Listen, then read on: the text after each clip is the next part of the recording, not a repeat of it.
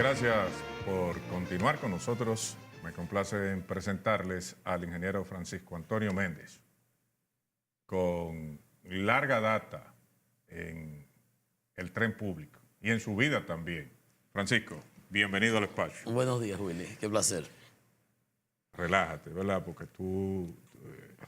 mira, Francisco Antonio Méndez, desde la CRET, pasando por la Superintendencia de Electricidad y terminando en la primera etapa en la refinería de petróleo. Así es. Contigo se puede hablar de economía, contigo se puede hablar de electricidad y de combustibles. ¿Te parece si en ese marco entramos a conversar? Lo que elijas.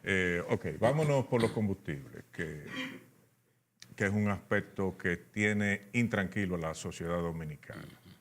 Los nuevos precios, petróleo entre 55 y 57 en la última semana, dólares por barril, y precios preocupantes para la sociedad. A mí me gustaría tu opinión sobre el por qué y qué se pudiera hacer para menguar un poco el golpe que se recibe cada semana, que de momento le llaman como en México aquí, el gasolinazo.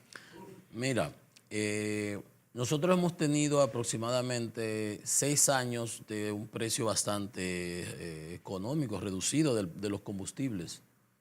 Hemos llegado a tener hasta $30 el barril, después se estabilizó en los 40 y tantos, y ahora vemos un repunte y cerró esta semana alrededor de 56, 57 dólares el barril del... Yo lo vi ayer y estaba a 56 y algo. Exacto, el West Texas Intermediate debe ser 56 y tanto. Las proyecciones del Commodity Outlook, una institución del Banco Mundial, es de que para el año siguiente, para el próximo 18, pueda estar rondando entre 60 a 70 dólares el barril. O sea que la época de energía barata, de combustibles baratos, que nosotros tuvimos durante estos aproximadamente 5 o 6 años, aparentemente dejará de existir. Y vamos a tener que adecuarnos a unos precios de los hidrocarburos más elevados. Esos precios de los hidrocarburos más elevados presentan dificultades para las finanzas públicas del gobierno y obviamente para la ciudadanía, porque el gobierno se le incrementa el subsidio al sector eléctrico. Los costos de las distribuidoras tienden a aumentar y por consiguiente, como ya tienen unos altos niveles de pérdida, pues entonces se le incrementa el subsidio que tiene que destinar el gobierno para financiar la industria eléctrica y que no experimentemos las tandas de apagones que acostumbramos regularmente, que le llamamos apagones financieros, porque las distribuidoras proyectan unas interrupciones determinadas de 15, 10, 15%, 20% en determinados lugares, que es lo normal. Pero cuando se le complica la situación, pues eso se extrema. Y los circuitos que llegan a ser catalogados de 24 horas, pues dejan de ser 24 horas y se le empieza a dar interrupciones prácticamente al universo de usuarios de las distribuidoras. Entonces, el gobierno, por demás, tuvo una situación de bonanza que le permitió, con esos recursos que se ahorraba del subsidio del sector eléctrico, que en ocasiones llegó a rondar los 1.200 millones de dólares, y el año pasado, el pasado y el anterior llegó a hasta 500 millones de dólares. O sea, esos 700 de ahorro, de lo proyectado a lo ejecutado realmente, Se lo chupó el subsidio. se usaron para financiar el proyecto de la planta carbón de Punta Catalina. Uy. Esos recursos han sido utilizados para poder financiarla porque los problemas de financiamiento que la planta experimentó, tanto con el BNDES de Brasil y los problemas de Odebrecht, como del SACE de Italia, que de una proporción de unos 600 millones solo ha podido transferir menos de 300, eso lo ha financiado el gobierno a puro pulmón a través del Banco de Reservas. Entonces, esa circunstancia... Pero se tuvo que hacer una modificación en el Congreso Nacional, porque si no, No, o sea, si tengo no mal entendido, a la hora de la contratación de Punta Catalina, el Congreso tuvo que avalar el préstamo y todo ese tipo, las condiciones y demás. Sí, es correcto. El acuerdo de préstamo está estipulado hasta que el líder del consorcio iba a hacer las gestiones para conseguir financiamiento. El financiamiento estaba aprobado. El BNDES de Brasil, que es el banco que ha financiado todas las inversiones de infraestructura que ha hecho Odebrecht en el mundo, Odebrecht y las otras compañías brasileras, lo que pasa es que suspendió en la ejecución de esos préstamos por las dificultades legales que experimentaba o que experimenta Odebrecht en Brasil. Entonces, por eso, al no provenir los recursos, el gobierno utilizó recursos propios, financió, y esos recursos propios los generó del ahorro que se le produjo a la caída de los precios de los combustibles y el ahorro que tenía proyectado para el sector eléctrico. O sea que para el gobierno fue una misa de salud realmente. En ese tema, perdona, yo tenía a Celso Marrancini aquí alrededor de hace un mes. Y una cosa en que la comisión, en su informe final, la comisión designada por el Poder Ejecutivo para analizar si se adjudicó legal, ilegal, y si hubo soborno, demás, en Punta Catalina, una de sus recomendaciones, y esta tajante, era de que no se pagara un centavo más por ningún adendo. Ahora, ¿qué resulta? Que en semanas anteriores han salido dos informaciones. Yo le pido, pero parece que o no lo he escuchado o no le interesa responder, al señor Rubén Jiménez Bichara, administrador de CDE, vicepresidente y administrador, que informe al país, porque tengo entendido que Odebrecht demanda al gobierno dominicano por 708 millones de dólares. Pero hay una información también de que Marit Technimont, una de las compañías socias de Odebrecht, está demandando al Estado Dominicano en una corte de Nueva York por 720 millones de dólares.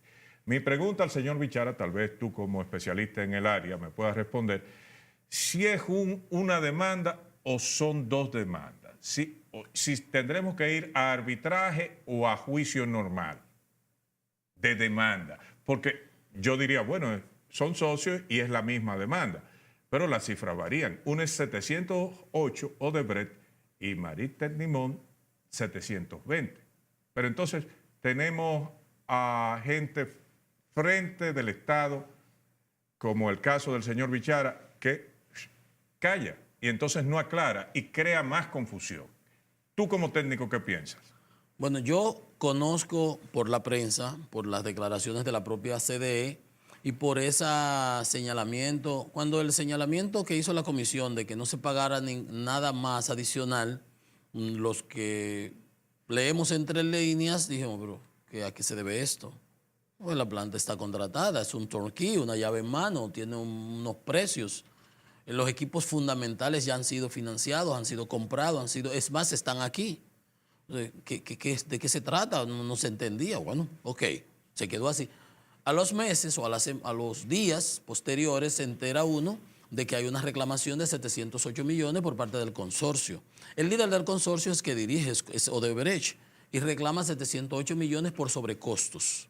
708 millones que van desglosados en una partida porque hubo que elevar el muelle, otra partida porque hubo que ampliar la rampa de acceso al muelle de recepción del carbón, que entra aguas adentro, y ahí todos los gastos de infraestructura. Parece eso no estaba, porque cuando se hicieron los estudios no se determinaron a ciencia cierta la realidad de la batimetría marítima de la zona, igual que el estudio de suelos, si se ha hecho más inversión en pilotillos y un sinnúmero de gastos en la parte de infraestructura civil que no estaban contemplados y que debieron haber estado contemplados desde el principio en el proyecto inicial. Y adicionalmente a eso alegaban sobrecostos porque no habían fluido los recursos de manera adecuada y obviamente eso va encareciendo la obra. Bueno, esos son los 708 millones que ellos le reclamaban a CDE y que CDE expresó que no iba a pagar un centavo más con relación a eso. Y recientemente leía yo al ministro de Hacienda dar unas declaraciones y se refería al tema y decía que estaban discutiendo y viendo que quizás había alguna proporción, algún cargo que fuera aceptado. Eso lo dio en unas declaraciones en una entrevista que le hacía un periódico matutino en estos días. Yo de lo de Technimont no tengo información al respecto, pero entiendo que si es un consorcio, hay un líder del consorcio, porque el consorcio es Odebrecht, Technimont y el consorcio Estrella Dominicano, el Grupo Estrella.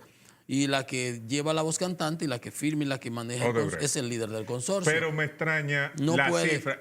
La cifra es lo que me llama la atención, porque si fuera la misma demanda fueran 708 millones. En todo caso es una demanda a la empresa para sobrecostos. No hay todavía, no se ha llegado a la Cámara de Comercio, no hay un litigio.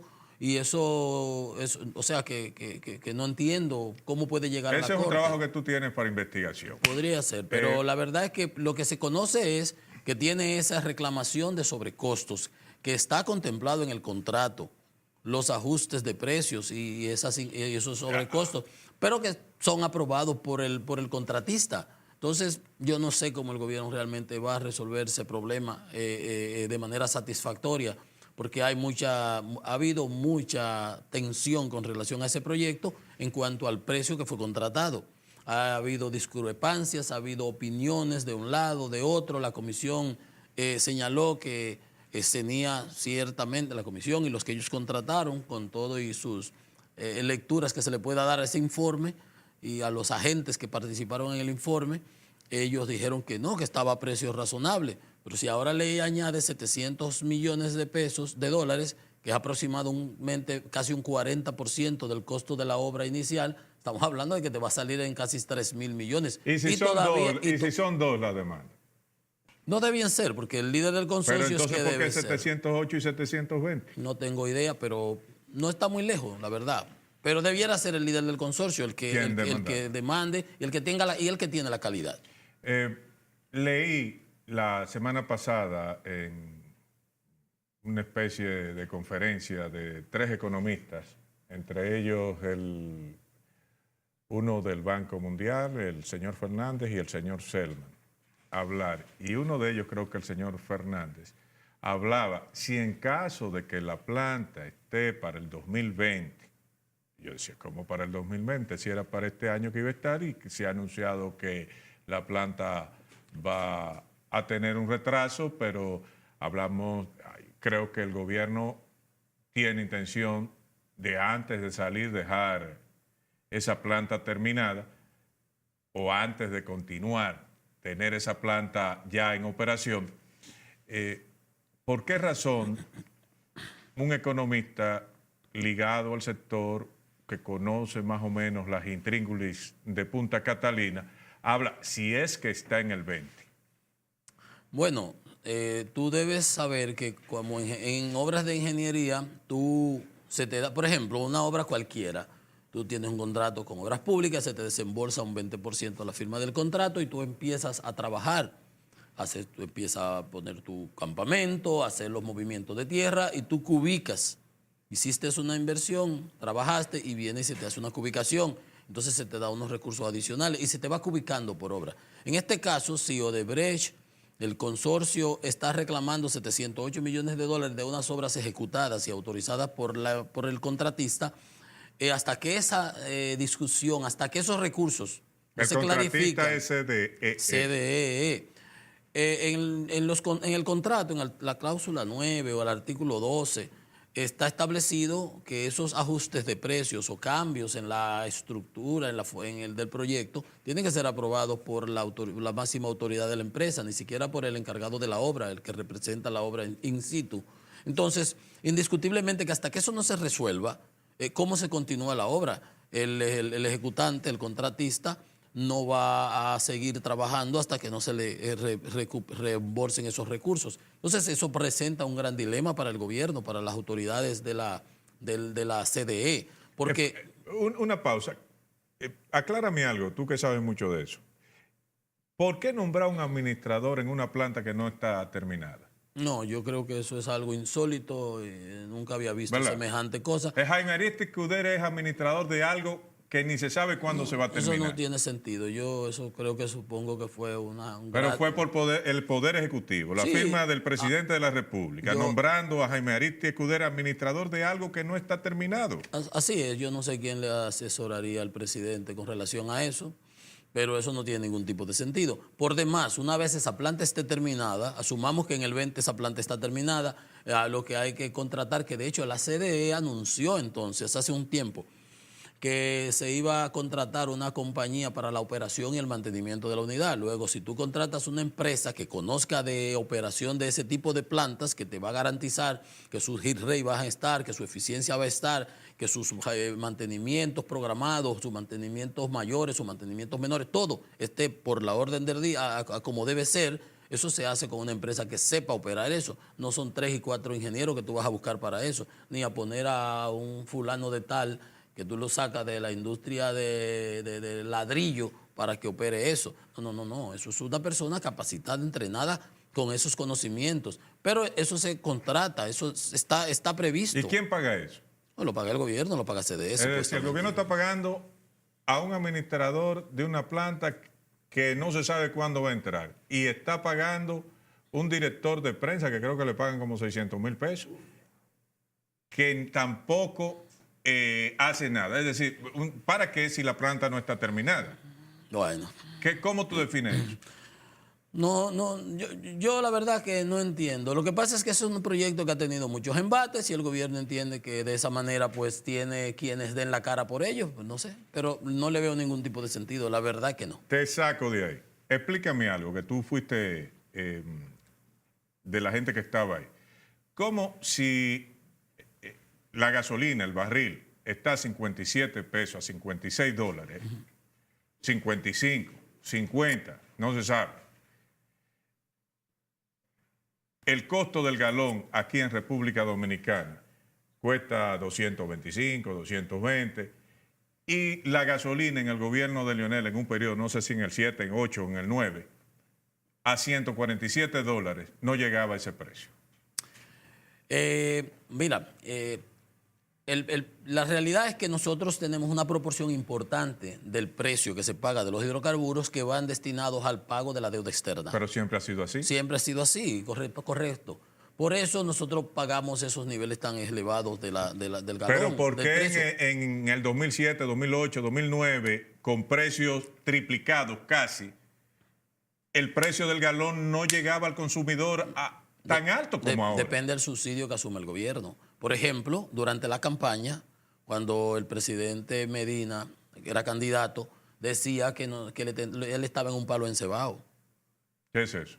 Que cuando él subía 2 o 3 puntos, 22, 23, 24, Hipólito con 40 y pico por allá, nosotros los viernes subíamos la gasolina y entonces él bajaba los 3 puntos que subía. Si él subía 6, le bajábamos 3. Y él decía que estaba en un palo encebado.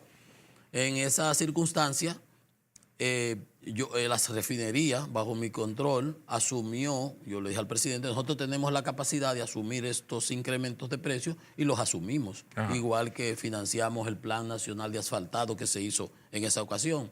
Y por eso no se incrementaba el precio y el gobierno lo asumió.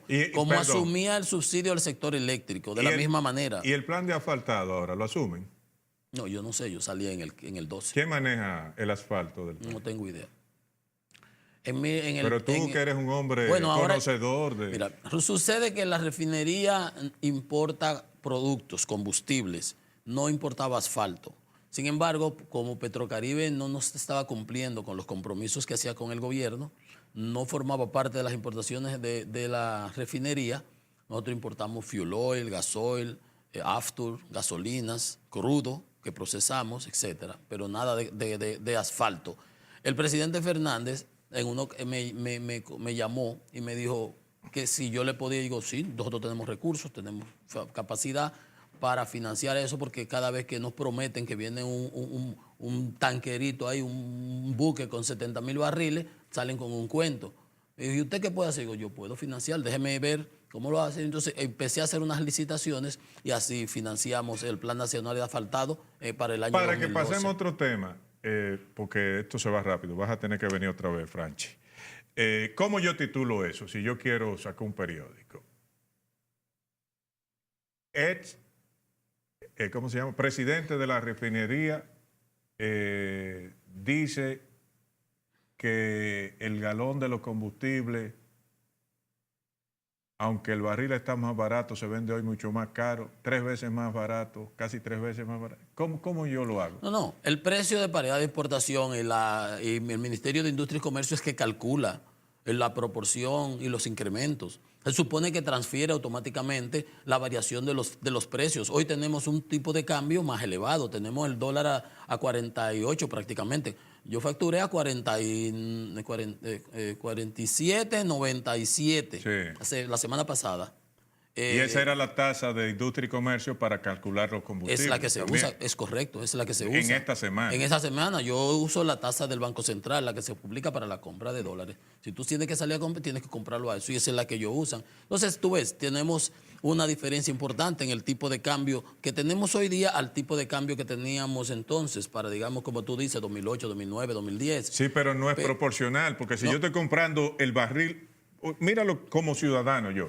Si yo compro o el Estado compra el barril de petróleo a 55 pesos, a 56 dólares, y el gobierno de Leonel Fernández del 2007, 2008, 2009, cuando la crisis petrolera, llegó a comprar el barril de petróleo a 147 dólares, Sí. ¿por qué yo, comprando el barril de petróleo casi 3 veces más barato, le pongo al ciudadano que pague más por un galón de gasolina? Bueno, en el sector eléctrico, cuando el barril estaba a 148, yo estaba en la superintendencia y yo intervine y colaboré con la CDE para que hiciéramos importaciones y bajamos el premium que pagaba la CDE, por ejemplo, para importaciones por Puerto Plata, para Smith Enron, que se pagaban hasta 15 dólares por encima del barril en el mercado, comprando en el spot hasta 5 dólares, le hicimos unos grandes ahorros. Lo que pasa es que depende de la magnitud del subsidio que el gobierno esté asumiendo, o de la magnitud que el subsidio que el gobierno le esté dando a los usuarios.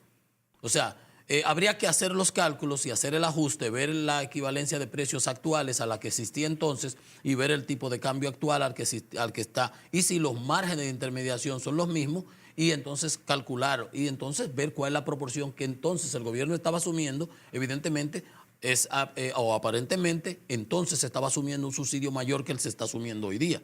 No se le está transfiriendo todos los precios a los usuarios. Entonces, esa puede ser la razón.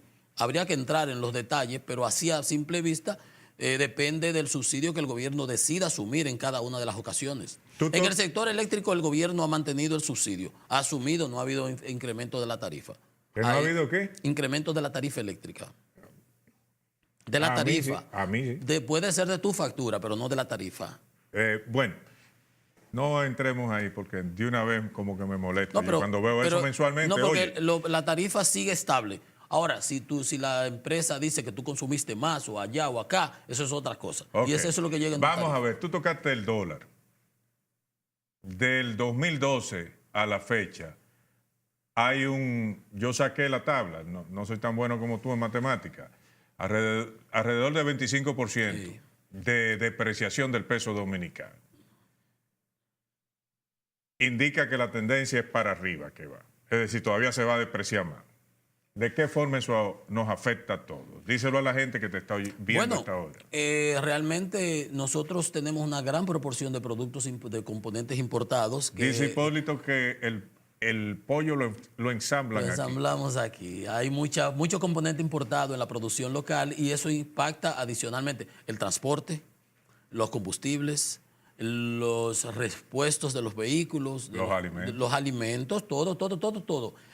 Pues se prevé, por ejemplo, que para ahora, el 2018, también no solamente los combustibles se incrementen, sino los commodities,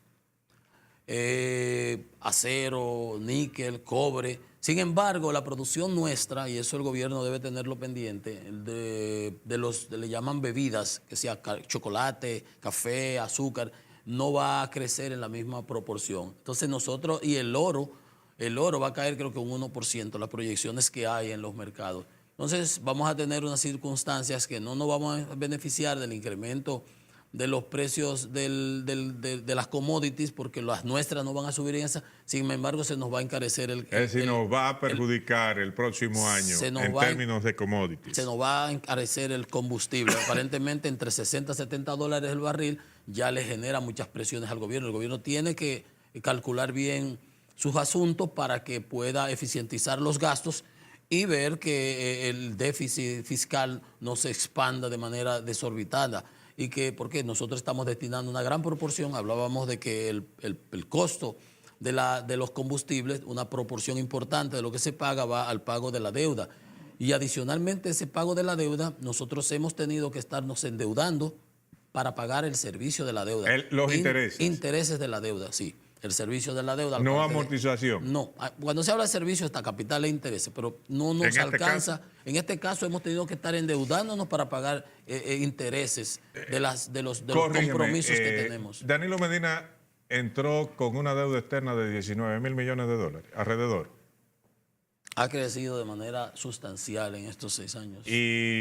Pero 19 mil millones de dólares. No lo preciso. Leí un artículo que hablaba de eso. Pero estamos en 40 y pico de millones de dólares. Estamos como...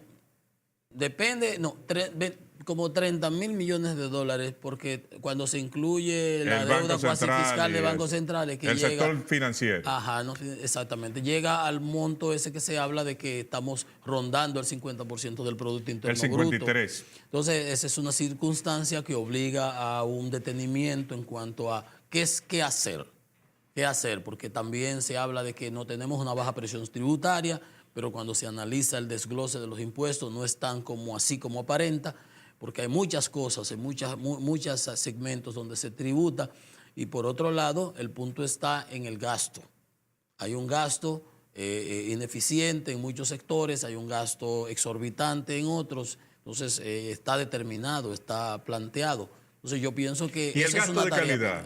La calidad del gasto, eso es lo que hay que enfocar, es una tarea. Yo no entiendo, tú como experto en finanzas me puedes decir de qué forma, por ejemplo, un 4% a la educación, que este año alrededor de 150 mil millones de pesos, y el año pasado también una cantidad enorme, y entonces tú ves a los ministros de educación hasta cogiendo préstamos internacionales. Como que no me llega, ¿verdad? Porque, eso yo se lo puedo permitir a Proconsumidor, que le dan 2 cheles para que coja el país.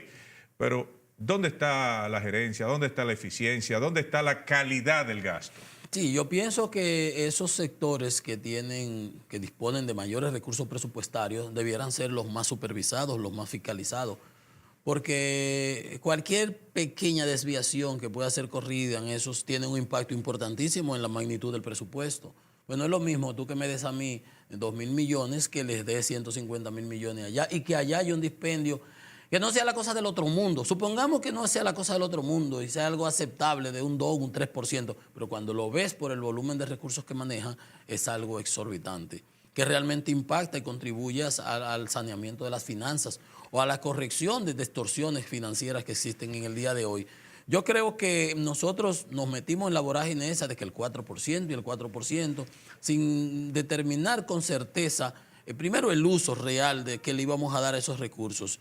Inclusive la gente que se metió en el 4% jamás le dio seguimiento. No, se beneficiaron de la parte que le corresponde, por algo lo financiaron, esa campaña en ese entonces, y soltaron eso en banda. Mientras más pintura vendan, mientras más papel vendan, mientras más de esos insumos vendan, mejor para ellos. Ahora tenemos un gran problema, no es solamente infraestructura física, es un problema de la calidad de los maestros. Y la calidad de esa infraestructura también. Y obviamente que es factible y fiscalizable, ¿no? Entonces, nosotros nos gusta embarcarnos en cosas sin saber con certeza los fines determinados, porque mucho de populismo en cuanto a esto. Eso fue un acuerdo que se hizo antes de la campaña, antes de las elecciones, mejor dicho, perdón, entre el presidente Medina y el presidente Mejía, que se comprometían, cualquiera de los dos que ganase iba a eso, sí. Porque esa era la ola. Entonces, pero otra cosa. Llevamos 6 años gastando y no se ve un cambio radical en cuanto a la calidad por la sencilla razón que cuando tú vas a apostar a un sector, como fue el caso del 4% de la educación, por lo menos tú tienes que tener a alguien que sepa de educación un chin.